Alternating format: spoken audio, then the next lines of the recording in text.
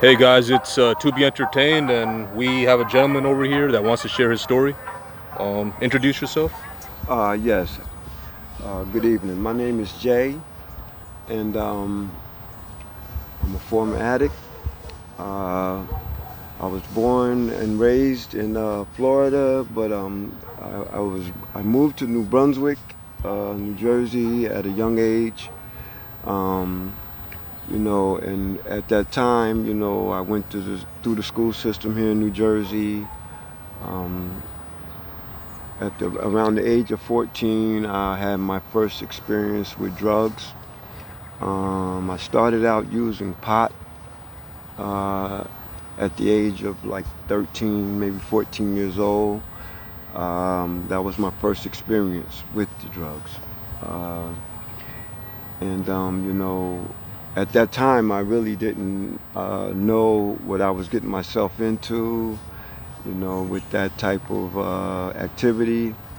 I started out as a person that I was just hanging out, trying to be cool, hang out with the crowd. I didn't know no one because I grew up as an only child.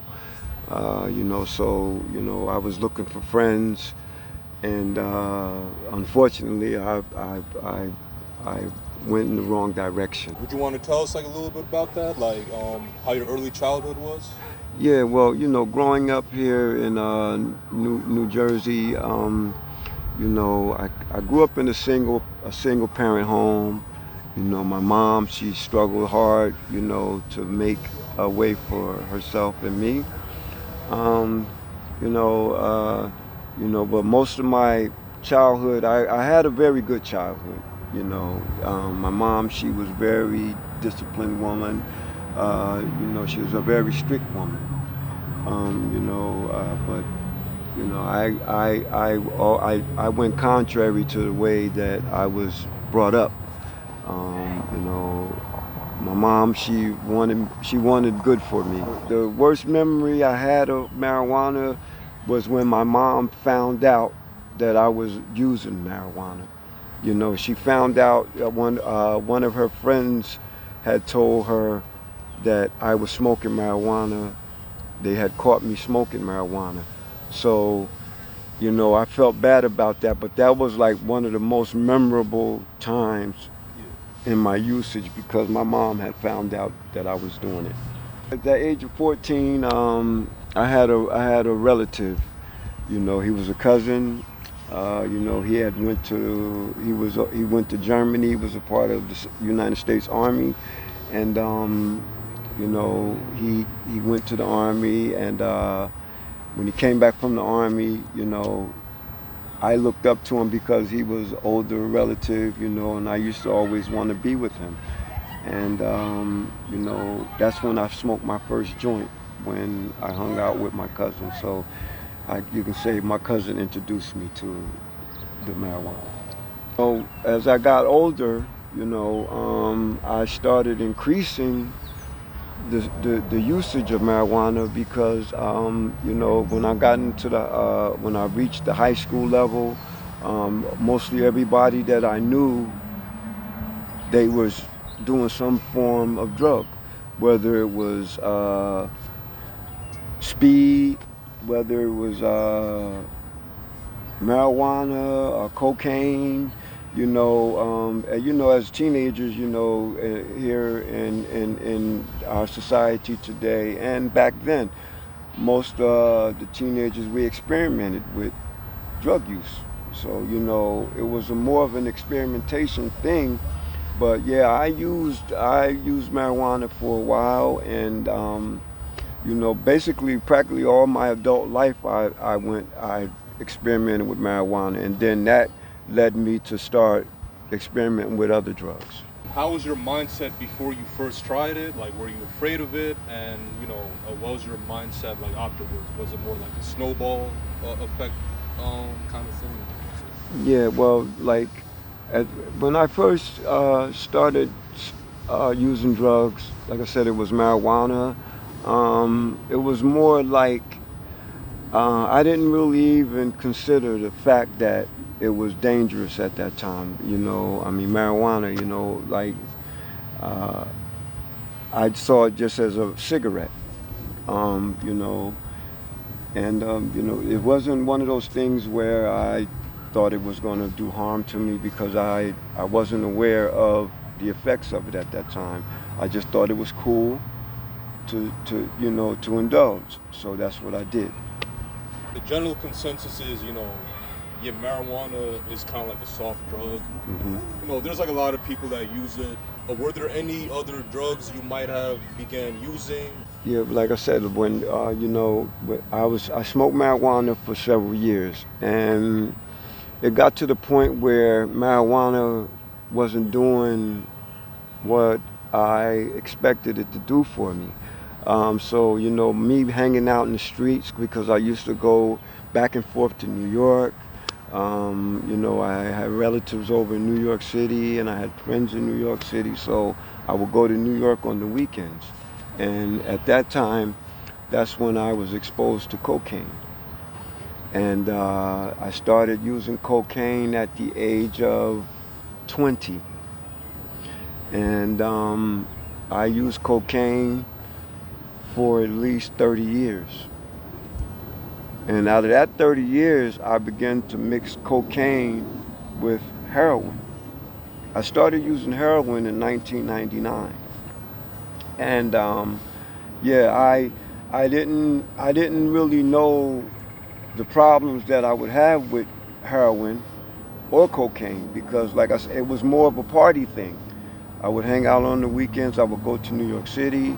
I would get with some people, and we would hang out together, and we would get we would get real high, man. And I didn't know about the effects of the drug because I really wasn't concerned. It was more of just me, getting high, and I didn't really consider the effects of the consequences of the drug usage. So I continued to use heroin and cocaine all the way up to last year. I ran into difficulty because my heroin use had gotten so bad that I didn't really care about anything else but the heroin. So that once I got hooked on heroin, I didn't care about anything else. My main objective was just to get heroin because it would make me dependent. Because as you know, heroin is a dependent drug. And once you get hooked on it, it takes you to a whole nother level in life. And it doesn't care anything about the user. you know it's just one of those drugs that that now that I'm in a situation where I'm clean and I'm looking back, because they say hindsight is the best sight, and I just see how much damage I've done to myself and my family and all the people that love me behind my heroin usage. A lot of people know about the damaging effects about heroin, and not to promote it, but would you want to yeah, maybe tell the viewers how a heroin trip might feel like? Well, I can just give you a view of what it had did to me. That's fine. Yeah.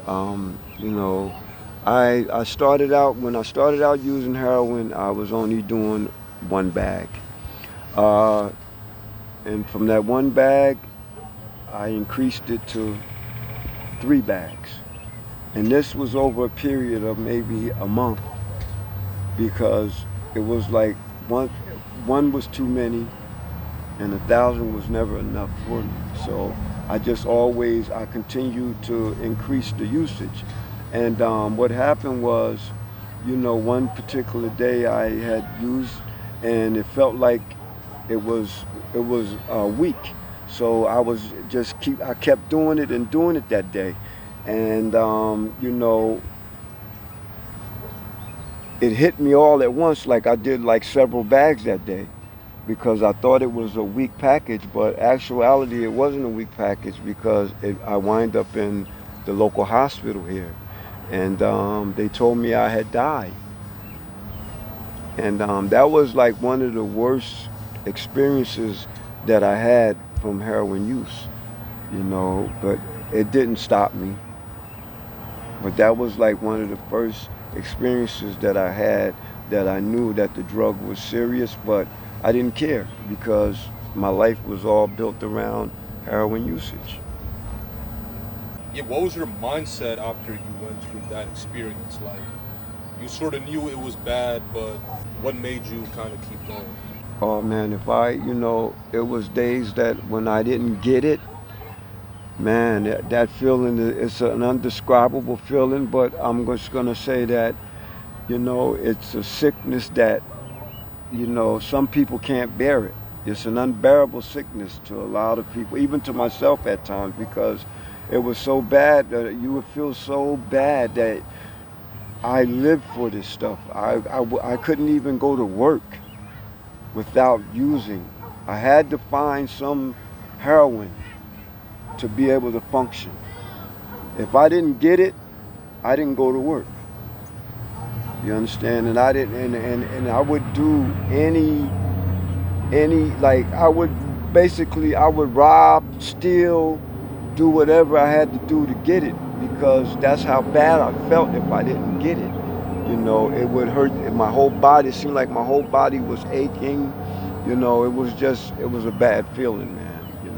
What was rock bottom, and what made you want to get help Well, rock bottom, when I hit rock bottom, I had lost my mom in 2013. And, you out? Sorry know, about that. yeah, thank you. I just didn't care about life anymore because, like I said, it was just me and my mom. I come out of a single parent home, and I was the only child. So, that I hit rock bottom when my mother passed, and like it seemed like everything just wasn't going good. So I really increased my heroin usage when my mother passed, and I was homeless. I was living on the street. Uh, you know, I was basically I didn't have nothing. I was just out there. Uh, I was asking people for money on the street. I was, I was helpless, man. I was powerless. I didn't have nothing. I didn't have nowhere to live. I didn't have any money. I was wearing the same clothes every day for like a month, maybe two. Yeah, man, that was bad time. That was rock bottom for me. And, but I still kept using. And what happened was I messed around and I got arrested uh, for possession of heroin. And when I got caught with the heroin, the courts gave me a choice. They said you can either get yourself a program or incarceration would be our choice for you. So at that point, I started looking for a program. And it was a blessing that I found the program, and that program helped me out, find myself again, gave me hope, a new way of living. I'm happy where I am right now in my life, because with the help of God and the program, I've turned things back around for the better. Like I said, just I'm living day by day, and I'm grateful for that. And right now, I'm just surrounding myself with good people, and life is good today. Um, how long have you been clean? I've been clean now for 8 months. Oh wow, okay. Yeah, I haven't did any heroin, cocaine. I haven't drank. I haven't did anything. The most important thing to me right now is living clean. And like with the help of good people and my family, I'm putting my life back together again.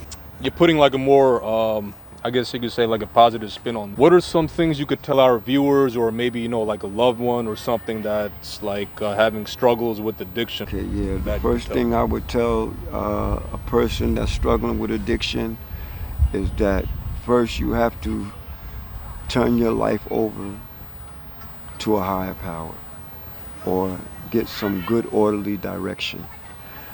Because, you can't do it alone. You need someone to help you, so it's better to turn to a higher power. However you see a power that's greater than yourself, you know. Um, you know, that's the first step. Then you have to realize that you are powerless over this drug. You know, you have no power or control over this. So, you really have to surrender and give yourself a chance because, when we all came into this world, we came here, with a purpose. You have to really search deep within yourself, but like I said, it has to be a total surrender, and you have to try it another way because your way and my way, it's not working. So you have to turn your power over to another power and put your best foot forward and don't look back at the past because that's what has gotten you to this point, your past. So look for a better way to live. And like I said, just, give it to another power because our thinking and the way we have done things, it's not working. So try something different. Anything else you might you want to add before we kind of come to a conclusion? Yeah, the best part about being clean is always remember the misery. You have to, it's sort of, you have to look at the past, but don't dwell on it. But you think about the misery that you went through. And that should be enough motivation to stop you and make you think that I don't want to do that no more. Because being addicted to heroin or any drug is misery. And we don't have to live that way. So, live the life that the Creator gave you to live. Even though some people, you might not believe in God as a higher power, but whatever you want to believe in, give that power or source a chance to direct your lives. And, you'll be a much better person. Definitely. Yeah, thank you for your story, Jay. Thank you. I'd like to thank my brothers here at To Be Entertained because they're doing an awesome job. And I hope and pray that God continues to bless them to be much better and to be successful in all their endeavors. Thank you.